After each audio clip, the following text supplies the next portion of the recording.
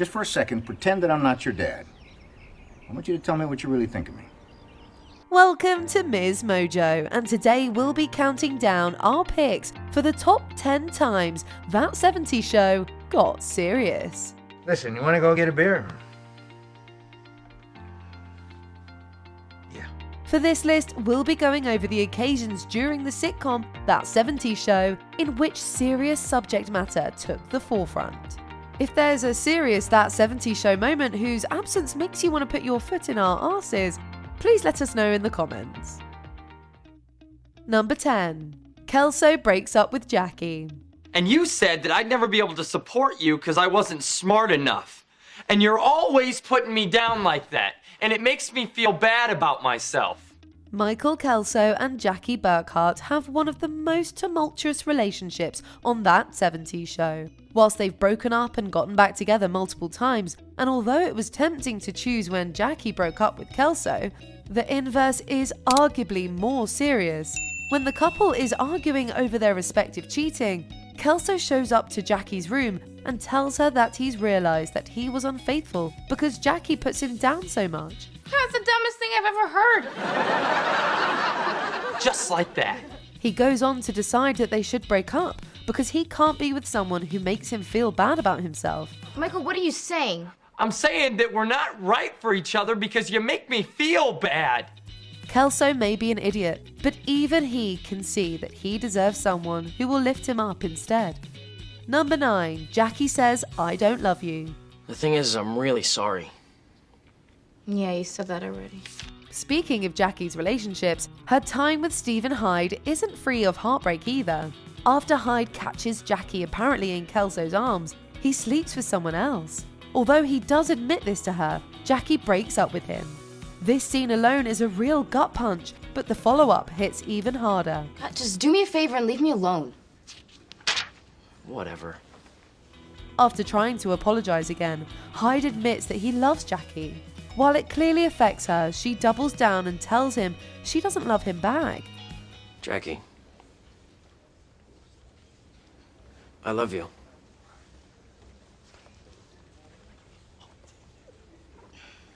Yeah, well, I don't love you.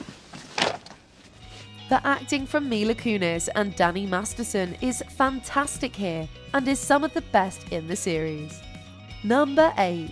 Bob accepts Midge is gone. Went out and got these chocolates. I hope she likes them. I guess we'll find out when she comes back, huh?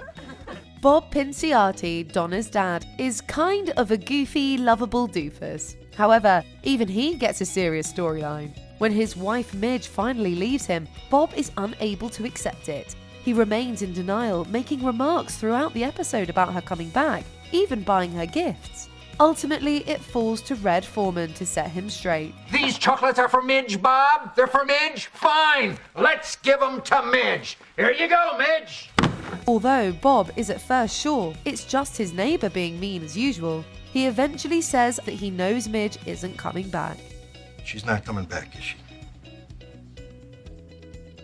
Spousal and parental abandonment isn't something sitcoms usually tackle, but That 70s Show deals with it gracefully. Speaking of which, number 7. Red hugs Hyde. Hyde hasn't had the greatest family life, so when his alcoholic dad Bud shows up again after years of absence, tensions are certainly high. Wow, bud. Doing great now, huh? Color TV? I remember when I was a kid, I didn't even have a father.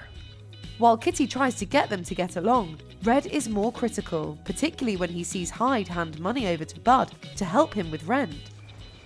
Oh, crap. While Red is ready to lecture Hyde about it, Hyde tells him he's decided to move in again with Bud. After all, he's family. Stephen, your dad is not good. Yeah, I know. But, he's my dad. Red holds back and instead wishes him luck. He continues playing tough, but it's clear he's come to see Hyde like a son. That Red tells Hyde he's not going to hug him, and then hugs him anyway is just heartwarming. So what? You don't want a hug, do you? God, no. Good. Because you're not getting one.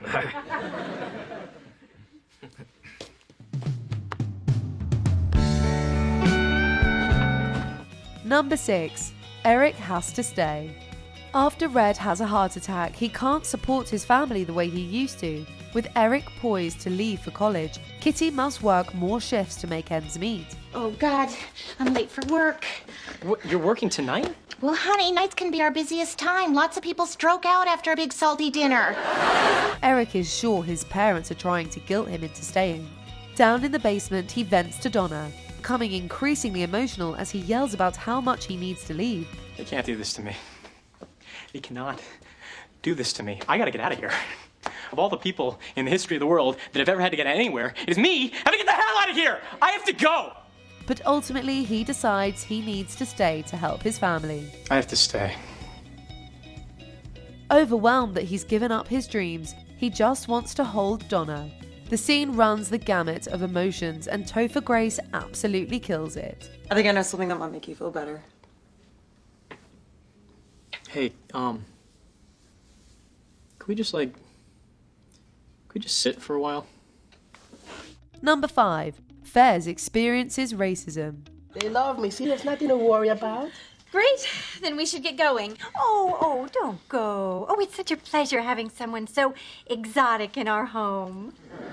It's a big deal when Fez meets his girlfriend Nina's parents. Nina was reluctant to introduce him to them, and it turns out she had good reason. Although they initially seem enthusiastic, this changes when they realize that she and Fez are dating and not just friends. Oh, you can't be her boyfriend. Why not? Because you're, what's the word, honey? Different? Okay, different. Oh, I see. Their overt racism during dinner leads to Fez briefly breaking up with Nina, until she tells him she doesn't share their ignorant views. Nina, our relationship is over. My self-respect demands it, and there's nothing you can say to make me change my mind. Fez, my parents are jerks, and I want to get back at them by doing it with you on their bed. Although Fez isn't treated with much cultural sensitivity through most of the show, particularly by Red, few of his friends are malicious in how they treat him, which makes this a difficult watch. Number 4. The Foremans take Hyde in. Stephen, why don't you go to your room and gather some clothes and I'll do a load of wash for you at our house? Cool. We've touched on Hyde's abandonment issues before, and as serious as his tense reunion with his dad is, we'd like to touch on the other half of that unfortunate equation, his mum. Midway through the show's first season, Edna Hyde abandons her son. When Red and Kitty go to Hyde's house and see how he's been living, it's pretty tragic. You need a coffee table. Yeah, that'd really pull the room together. Kitty is of course ready to adopt Stephen immediately, but Red doesn't know how they can afford to support another kid. Well, I suppose we could call social services. Yeah, see, now that's sensible. Yeah, they'll know what to do. Yes. And after all, they take thousands of cases every year. So many, in fact, that they have to house them in gymnasiums. Although his profanity-strewn decision to let Hyde stay with them is hilarious, Hyde being essentially orphaned is still a very real subject to cover. Stephen, you get your together and you get your ass in the damn car. We're going. Number 3. Grieving for Grandma. I don't think being nice for a whole day would kill you. That 70s show has dealt with grief and death in several episodes. There's thoughtless. I'll tell her it was thoughtless. What is it? Although Kitty walking in on her mum crying after her dad's death is also quite moving, this moment from season 1 is even sadder. And what the hell was going through your head when you did that? Oh, just yell at him, Red. I'm sure that his grandmother dying hasn't upset him enough. Each of the Foremans process the death of Red's mother in different ways. Well, you know, busy hands are happy hands. Oh, say, would you like a cup of chili with your waffles? Kitty makes too much food, Eric lashes out, and Red bottles up and turns wistful. You know, she was the first one to call me Red. And the last time I saw her, I didn't say I love you. I didn't even say goodbye. Red sharing the things he loved about his mum with Eric is so special and uncharacteristically emotional for him, while Red's reaction to Eric's last words to his grandmother gives both him and us a laugh. Kitty's breakdown soon after has us fighting off the waterworks again. Number 2. Eric and Donna break up. We're together now.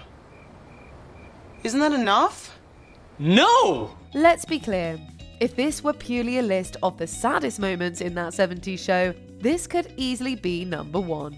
After Eric gets Donna a promise ring, it brings up questions for her about their future. She wants to give the ring back, claiming that if they're meant to be, they're meant to be, and a ring isn't going to make it any more likely. Eric argues that commitment to each other, like with the ring, is how they'll be together in the future. If you can see a future for yourself without me, and that doesn't break your heart, then we're not doing what I thought we were doing here, and you know what? Maybe we shouldn't even be together at all. We can see where they both are coming from, but it doesn't mean it's any less heartbreaking when Eric suggests they break up. Are you breaking up with me? Well, are you giving back that ring? Yes. Then... yes. So often in sitcoms, breakups can feel staged, but this feels all too real. Before we continue, be sure to subscribe to our channel and ring the bell to get notified about our latest videos. You have the option to be notified for occasional videos or all of them. If you're on your phone, make sure you go into your settings and switch on notifications. Number 1. Red and Eric's hunting talk. You know, I was hoping that this trip would be better than the last, where you cried about every stupid thing. I was 6. Red and Eric Foreman don't exactly have the most loving father-son relationship. Threats and insults on Red's side, and sarcasm on Eric's part tend to be the order of the day. Boy, it was right around 13 when you started getting a little lippy. When the guys go hunting, and the two of them are alone in a deer blind, a lot of their issues come up.